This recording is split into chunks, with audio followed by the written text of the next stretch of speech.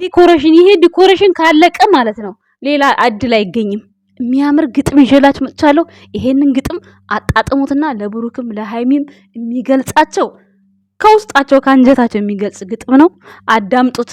ተመላለሽ አትበሉ። ዝም ብላችሁ አዳምጡ። እናንተ ደግሞ መብት ያለን እንዲህ አስተያየት መስጠት እና እንዲህ ዘና ቀለበት እኮ ነው ያልኩት ማለት ነው። ቤተሰቦች ይቅርታና ማለት ነው። እንዴት ናችሁ? ደህና ናችሁ? አለው እኔ እኮ ትናንትና የሆነውን አይቼ ዛሬ ደግሞ እንደዚህ ሲሆን እንጂ ለምን አረክ እያልኩ አይደለም እኮ እናንተ አንዳንዴ ፋኒ ነገር ተረዱ። በቃ ጨዋታ እኮ ነው ያልኩት። ምን ሆናችሁ እናንተ? በቃ ከወንድሜ ልታጣሉኝ ይርቀት ነው የምትሄዱት። እኔ እንደሆንኩ እሱ ጠላለሁ ብሎ ቢያወራ ማለት ነው። እኔ እንደሆንኩ እሱ ማየት እሱ ማድነቅ አልተውም።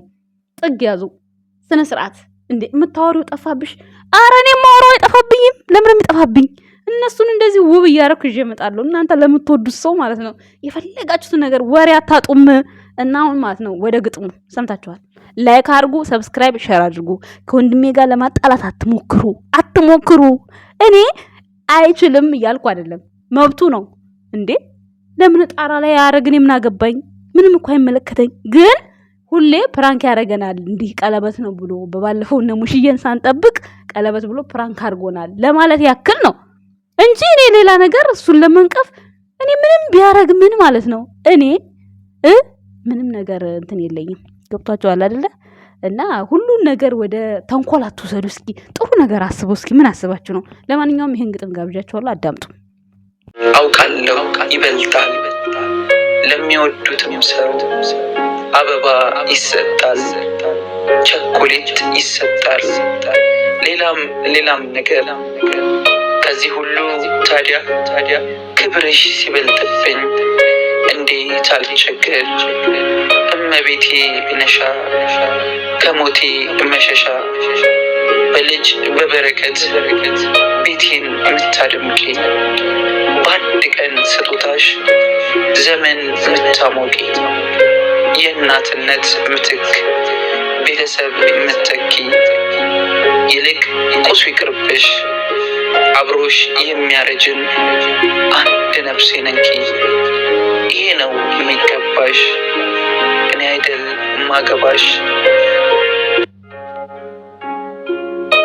ለምን ግን አትመጣም? ልቤማ ይዞታል ያንደበቴን ልጓም።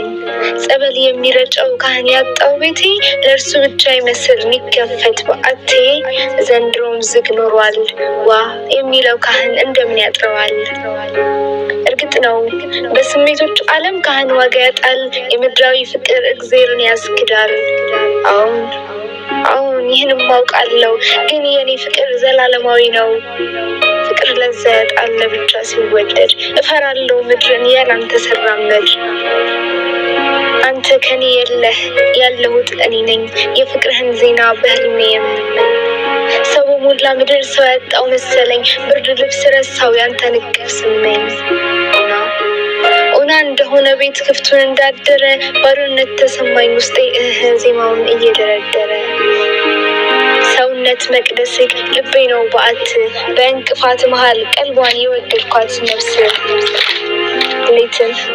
ሌትን የምትናፍቅ በህልም ዓለሟ ውስጥ ተደብቃ የምትስቅ፣ በልብ የሚያወራ በቃል አይግባባም። ቃላቶች ባይወጡም አይን መልስ አያጣም። ደስ ባለቀና ጠብቅሃለሁ፣ አንተን ጥሎ መሄድ በራሱ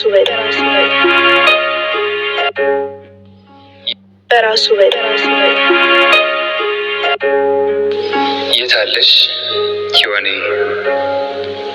ለኔ የተሰራሽ በልቄ ፈጠረሽ፣ ከእልፍ አላፍ ንስቶች ለልቤ ተመረጥሽ። የልቤ መድኃኒት የፍቅሬ ማርከሻ፣ የታለሽ ኪዋኔ በፍቅርሽ እንክብል ህመሜን መካሻ። ተመጫለሽ ብዬ በተስፋ ታጥሬ፣ የአንዱ አምላክ ስጦታ ለህይወቴ ፍሬ።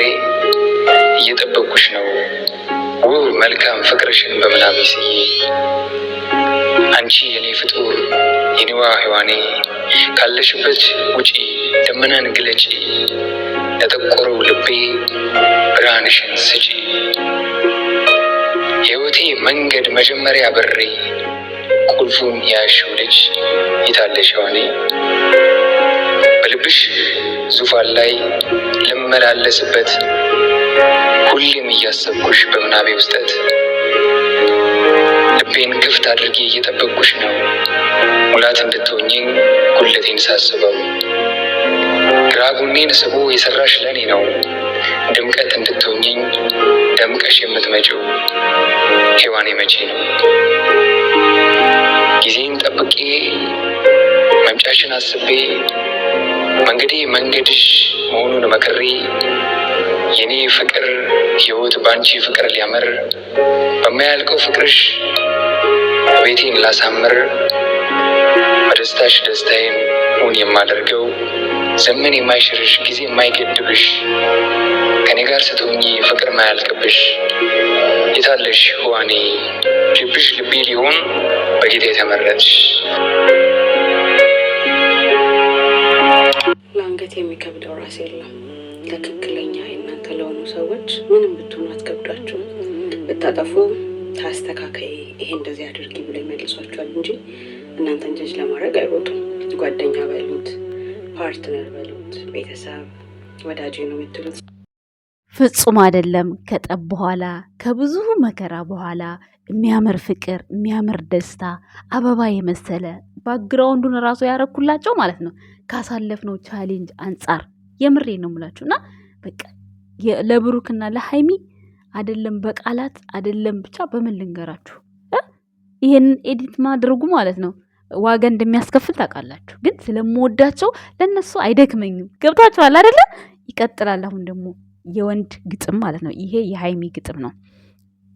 እንኳን ተፋቀርን ፍቅርን አወቅን እንኳን ተኮረፍን በምናብ ተጻፍን እንኳንም ተጣላን ትዝታን አውቀናል እንኳን ተራራቅን ናፍቆትን አወቅን እንኳን ተለያየን። ጥሜ ይሄን ይመስላል። ትወዱታላችሁ ብዬ ባለሙሉ ተስፋ ነን። እንኳን ተለያየን የሚለውን ትቼው ማለት ነው እንኳንም ተጣላን የሚለውን ወደድኩት። ለምን መሰላችሁ? ጥል ፍቅርን ያዳብራል። ጥል መሰረትን ያሳውቃል። ብሩክና ሃይሚ ከብዙ መጣላት በኋላ ነው ይሄ ሁሉ ነገር ያየ ነው። እኔ እንደዚህ ሳወራው አፌ ላይ አያስጠላችሁ። ማንኛችሁም ስታፈቅሩ ፍቅራችሁ ላይ ጸብ ያለበት ነገር ጸብ ማለት በጣም የሚያጠነክራችሁ በጣም እልህ የሚያስይዛችሁ ነው። ስለዚህ ተማሩበት። አመሰግናለሁ ባይ